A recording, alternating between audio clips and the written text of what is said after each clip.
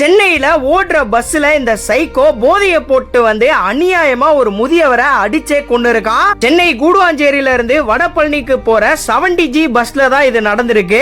இந்த பஸ் கரெக்டா தாம்பரத்துக்கு போகும்போது அந்த பஸ் ஸ்டாப்ல இருந்து 74 வயதான சந்திரசேகரன்றவர் அந்த பஸ்ல ஏறி இருக்காரு.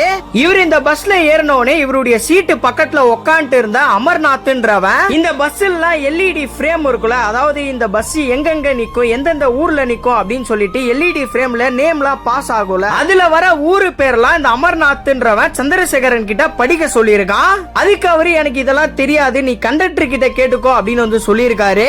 அப்படி இவரு சொன்னதுக்காக இந்த அமர்நாத் வந்து சந்திரசேகரன் கிட்ட சண்டை போட்டிருக்கான். பஸ்லயே 2 பேருக்கு இடையே பெரிய வாக்குவாதம் ஆயிருக்கு.